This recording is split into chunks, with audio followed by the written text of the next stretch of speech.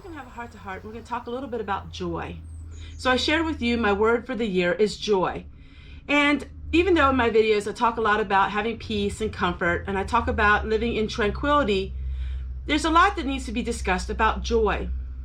You know, joy isn't something that happens to us overnight. In fact, joy is something that we have to work on daily, even hourly for some of us.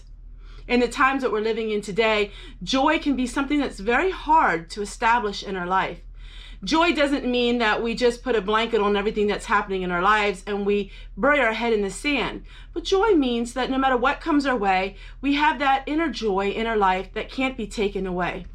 Nobody can steal your joy from you unless you allow it. Today I'm going to share with you just a few tips on how you can keep joy in your heart. The number one thing that destroys us of our joy is discontentment. Always wishing that you had something better, always wishing that you had something that your neighbors had, or have something that you see on videos. We're always comparing ourselves to one another and always looking and saying, oh, she has this and that, and oh, I wish I had that. Discontentment steals you of your joy, because then you don't enjoy the things that you do have. Everybody has somebody in their life that has things just a little bit better than what we do. And we focus on what they have and don't focus on what we do have, we lose our joy. But what are the outside influences that steal us of our joy? That's very easy. The number one thing is social media. So social media can destroy us of our joy. And the reason why is there's so much negativity out there in the world. The negativity just affects us even when we don't know it.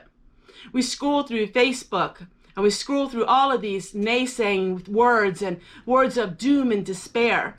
Soon, before you know it, it steals us of our joy.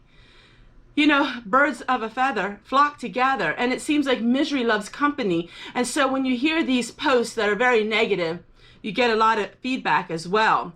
I agree with you. It's so bad, this and that, and everything is awful. And that steals us of our joy, because what happens is it gets in our mentality and it gets in our soul, and we don't even realize it sometimes. So social media has a great influence on our lives in a positive way, but it also can be a very negative thing in our life.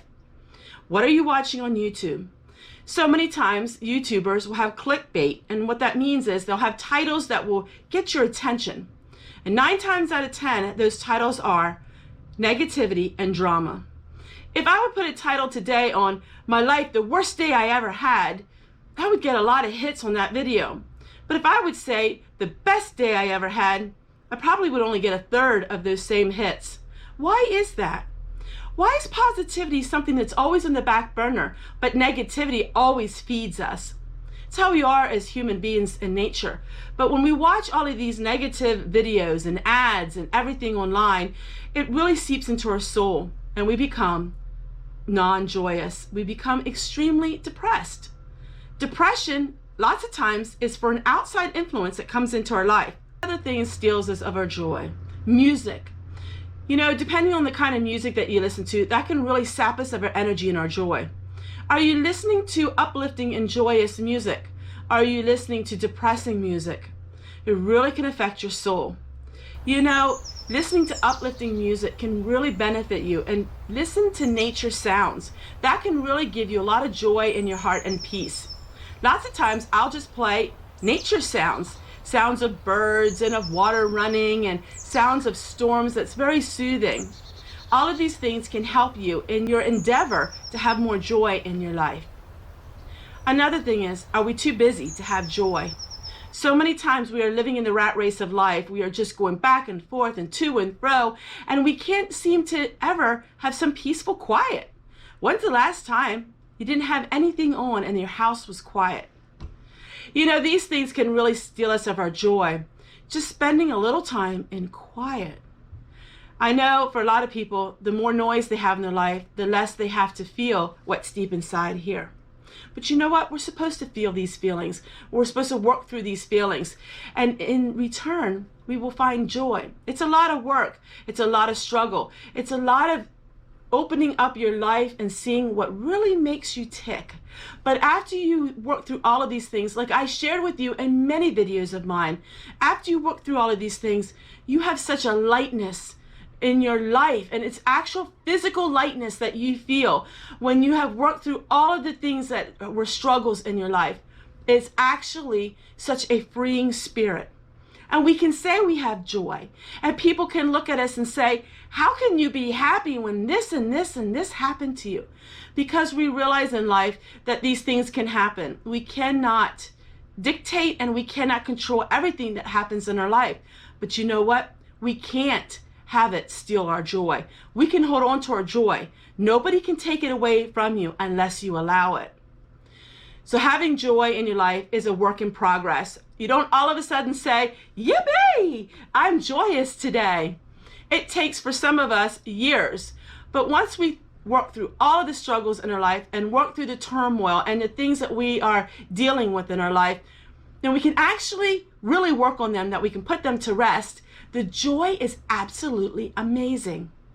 So joy is my theme, and I'm seeing it everywhere I go. Little signs that say joy, and little signs that say peace and comfort and tranquility and serenity. All of these things are just a confirmation to me that I need to share about joy and being happy. You know, if we can't be happy with the little things in life, what are we then? It's the little things in life that make up our life. The biggest and the best memories I have of my children growing up, of my family, of my husband, are the little things in life. They're the little everyday things that I remembered brought me such joy. And it's the joy in life. It's not the big things in life that never seem to bring me the biggest happiness. It's little trips that we went here and there, and little places that we went, day trips, and little things like that. Christmases and things, the small joys in life. And those are what we hold on to. And when you start holding on to the happy parts of your life, no matter how sad your life was, you can always find something that you can be happy for.